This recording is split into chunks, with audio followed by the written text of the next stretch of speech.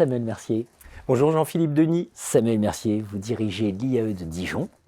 Vous êtes professeur des universités, vous êtes spécialiste d'éthique dans les entreprises. Voilà.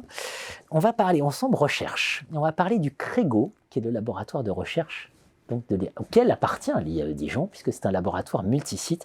Mais c'est un laboratoire pour les initiés particulier, parce qu'à l'origine de ce laboratoire, il y a deux grandes figures des sciences de gestion et du management. Exactement, merci de me donner l'occasion de m'exprimer sur l'évolution, l'historique de notre laboratoire. Le CREGO, c'est le Centre de recherche en gestion des organisations, et pas le GRECO, il y a beaucoup de confusion.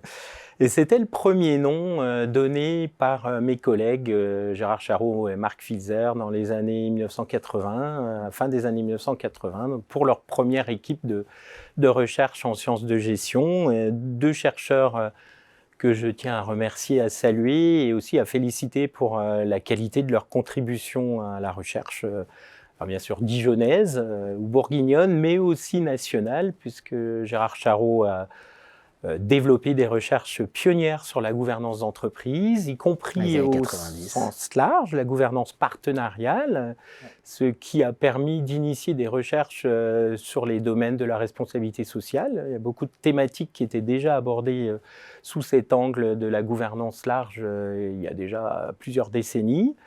Il a notamment travaillé sur le conseil d'administration avec un collègue dijonnais, Jean-Pierre Pitol-Belin, au début des années 1980. Donc, beaucoup d'antériorité et un programme au long cours qui a imposé la gouvernance sous toutes ses facettes et à toutes les sauces comme étant une des spécialités dijonnaises. Deuxième collègue, Marc Filzer, il a été aussi directeur le premier du CREGO rénové de 2015 à 2019. Pareil, des recherches pionnières sur la distribution, les canaux de distribution, sur le comportement du consommateur, sur le marketing appliqué à l'art ou à la culture. Et je dirais le point commun de ces deux grands personnages, c'est d'avoir un goût prononcé pour la recherche, de prendre du plaisir quand ils font de la recherche, de se désintéresser de la comptabilité des points dans la course aux étoiles, où parfois on se dit qu'il faut publier le plus possible et ne pas se préoccuper d'être lu. Ses collègues ont développé des programmes au long cours, incité à publier des ouvrages de synthèse qui permettent de faire connaître les thèses dijonnaises, peut-être aussi d'inspirer de futurs chercheurs, d'inciter par leur curiosité à de nouvelles thématiques, et notamment, si je prends la responsabilité sociale d'entreprise, c'est beaucoup développé depuis. C'est sans doute, je me souviens que Gérard Charot m'avait confié un séminaire au début des années 2000 sur la gestion des responsabilités d'entreprise, qui était quand même assez pionnier à l'époque, 20 ans en arrière, on en parlait un peu moins qu'aujourd'hui.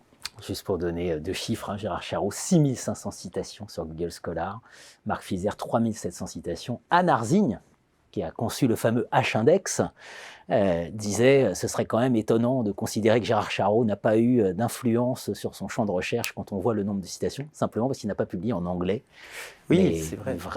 Une vraie notoriété internationale. Mais viser le monde francophone, c'est aussi intéressant, parce qu'au-delà de la France métropolitaine, on peut toucher le reste du monde et le Canada et bien d'autres pays africains. Bien évidemment, deux très grands auteurs francophones.